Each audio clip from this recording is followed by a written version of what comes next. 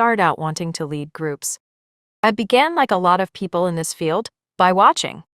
Sitting in back corners, observing facilitators run groups with energy, insight, or sometimes chaos. Some inspired me. Others? They made me realize just how damaging a poorly run group could be. I've seen group leaders turn sessions into locker room speeches.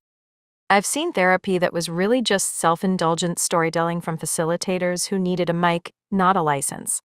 I've sat through groups where clients felt unseen, unengaged, and worse, shamed for not being grateful enough.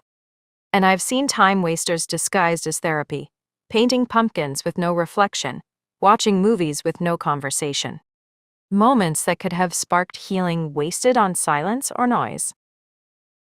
But I've also seen the power of a real group. When the room quiets because someone finally feels safe enough to say the hard thing. When a client looks up and sees nods of understanding from peers instead of judgment. When the room belongs to them, not to me. This book is built on that vision. Why this book exists. There's no shortage of books about therapy. But very few speak to what actually happens in the group room when someone's sharing their pain and you've got seconds to decide whether to guide, to listen, or to challenge. And fewer still show you how to build groups that are engaging, trauma-informed, client-led, and honest. This is not a theory manual. It's a practical guide born from time in the room, real groups, real clients, real work. You'll find proven group structures, role-play exercises, therapeutic techniques, and ways to run groups that don't waste time or burn out your clients. Whether you're just getting certified or you've been running groups for years, this book is for you. What you learn. The psychology behind attachment styles and how they show up in group dynamics. How trauma affects the brain, and how group work can support healing. Strategies to manage dominant voices, disengaged clients, and emotional flashpoints. The difference between leading a group and owning the room. Strategies to manage dominant voices, disengaged clients, and emotional flashpoints. The difference between leading a group and owning the room. Scripts and formats for groups like the Recovery Courtroom, The Onion, and Narrative Rewiring. The mistakes that sabotage good groups and how to avoid them. This book will help you create sessions where clients do more than sit and listen. They'll reflect, challenge each other, support one another, and take responsibility for their own recovery. They'll feel ownership over their process, and you'll know how to guide that without needing to control it. My approach to group work. I believe in showing up prepared but flexible, with a topic in hand but no attachment to the outcome. I believe in facilitation, not performance. I'm not the star of the group. The clients are. And my job is to protect that space, not dominate it. I also believe in structure.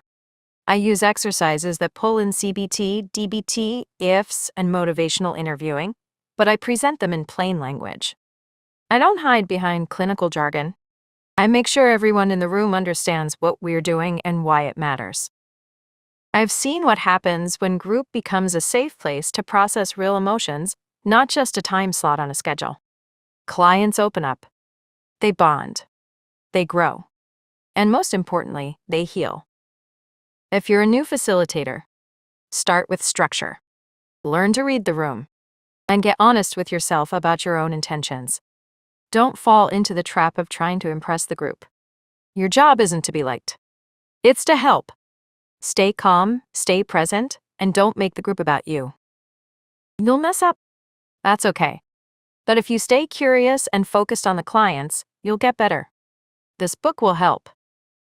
If you're a veteran, you already know that not every group is a home run.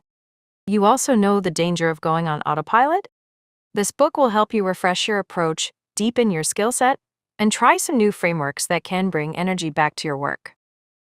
You'll also find language here that validates what you've already learned the hard way. How to use this book. You can read this cover to cover or jump straight to the parts that matter most to you. Attachment theory, trauma science, group formats, facilitation do's and don'ts. Each chapter is actionable. Many include group structures you can run as is or modify for your setting. You'll find sample questions, setup tips, and techniques for managing common challenges in the room. Most of all, you'll find a steady reminder. This work matters.